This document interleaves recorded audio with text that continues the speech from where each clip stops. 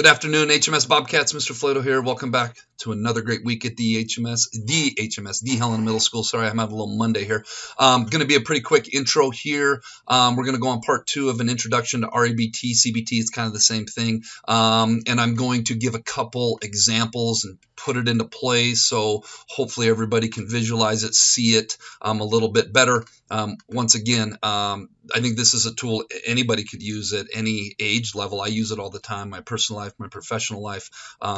Checking metacognition, thinking about how you're thinking, checking your irrational beliefs, thinking about your belief system.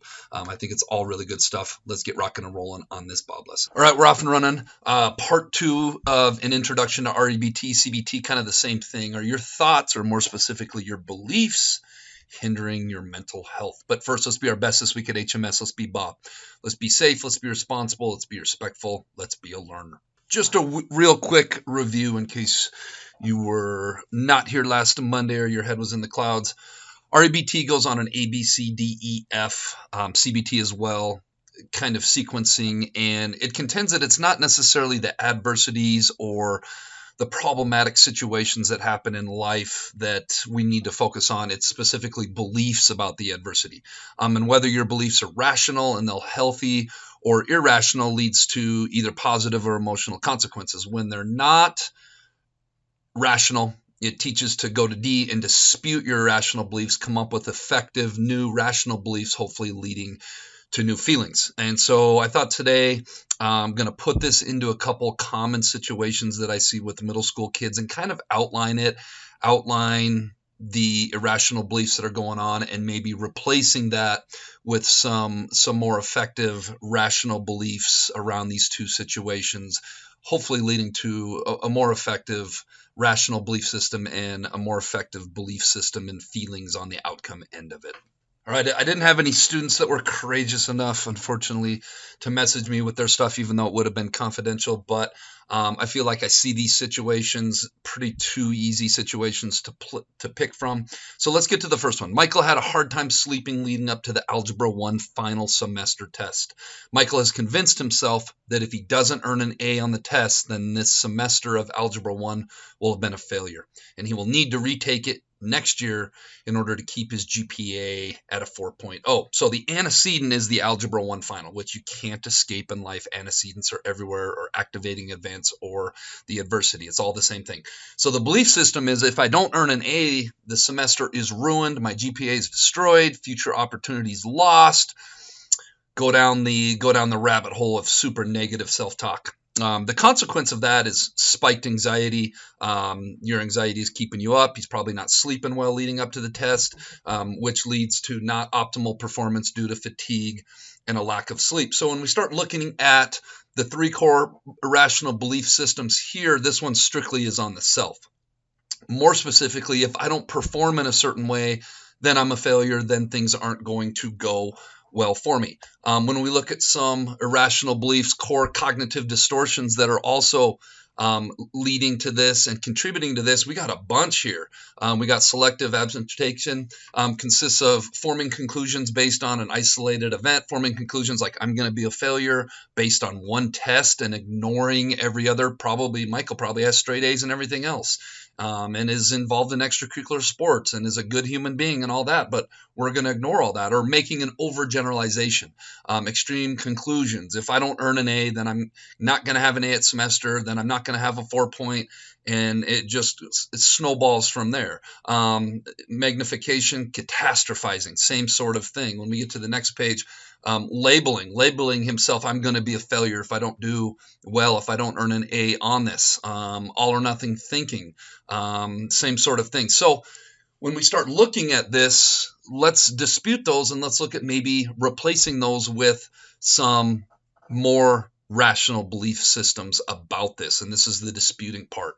And maybe some self-talk could be this. Yes, this is an important test and it's an opportunity to showcase my knowledge. It's an opportunity to showcase knowledge instead of thinking negatively about the stress and pressure of it. Or how about I'm going to control what I can control, which is dedicating ample time to study for the test. And then I have to let the outcome be what the outcome is going to be, because we can only control so much in life. Or how about this test will have zero impact, and I tell kids this all the time, in the grand scheme of things. How I do on this test is going to have zero impact on where I end up in 10 years. What will have more of a greater impact on where I end up in 10 years is the attitude that I have with things, my work ethic I have with things, and specifically that I approach these situations with. So we're hoping that with some more rational talk, Michael does better on the test and it leads to a better feeling about things. All right, let's take another look at maybe an example I see a lot. Jessica, and I'm just making up these names, by the way. Jessica finally found the courage to text, snap, whatever you kids do, Sarah, someone she views as being more popular than her and someone she hopes to foster a friendship with. A day has gone by and Jessica has not received a response / left unopened, whatever you kids call it, and is starting to melt down with thoughts like I'm unlikable, I don't belong in Sarah's friendship group, I'm a loser. So the antecedent or the activating event is not receiving a text back from Sarah, maybe in a timely manner that she had thought out in her head. The belief that's coming from that is maybe I'm unlikable, Sarah doesn't want to be friends with me, Sarah thinks I'm a loser, I don't belong in Sarah's popular friendship group, etc. The consequence from this is going to be self-doubt, self-esteem is in the gutter, maybe closed off and angry, irritable to others, depressed, and feeling like we are falling off the social cliff, if you will. Let's look at some areas.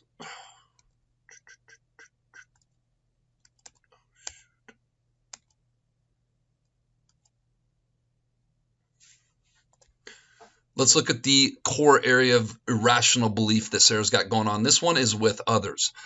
Specifically, others must show up a certain way in my life, or others must treat me with respect. When it comes to others, I think this is such a huge one. Just as a side note, we cannot control other people. And when we start thinking that other people must treat us a certain way, act a certain way, show up in a certain way, etc., we are setting ourselves up with that belief system for failure and for frustration and for anger and for sadness and for name the negative emotion. Let's look at some of the cognitive distortions that we got going on. Making an arbitrary inference, making conclusions without the support. Maybe Sarah has her phone taken away. Maybe Sarah meant to respond to it and hasn't had a chance to yet. We're making a decision based off of one thing without, I think, a big enough body of evidence or facts to make that conclusion. She is making the conclusion that Sarah doesn't want to be friends with me. Therefore, none of the kids in the friendship group want to be friends with me, just off of one little piece of evidence instead of gathering all the facts. And making an overgeneralization, making an extreme conclusion that she doesn't want to be friends, she doesn't like her, she doesn't belong in that friendship group, she's unpopular, she's unlikable. Go down the whole list of irrational, the thought process that goes along with that. And then all or nothing thinking, like if Sarah doesn't want to be friends with me, therefore I'm not going to have friends in general. Therefore, I'm not likable. Therefore, I don't have value as a friend, so on and so forth. Let's take a look. Now, let's dispute some of that. And let's take a look at maybe a more rational way of looking at that.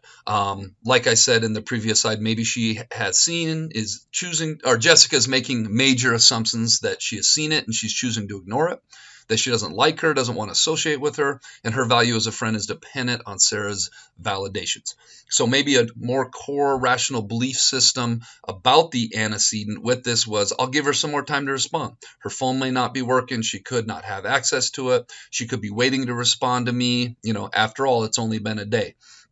The other core rational belief way of looking at this system is, if she doesn't respond, perhaps that wasn't the right social connection for me to make.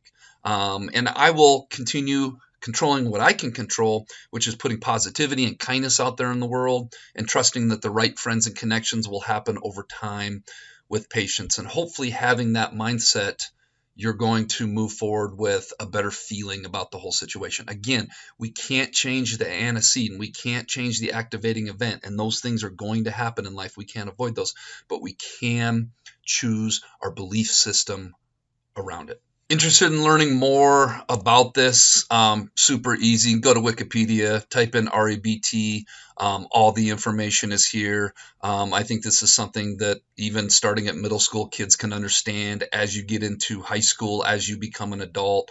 Really easy to understand and practice. And again, it's a tool that I think every human being could use in their life. I use it all the time. I use it all the time in my professional life. I use it all the time in my personal life.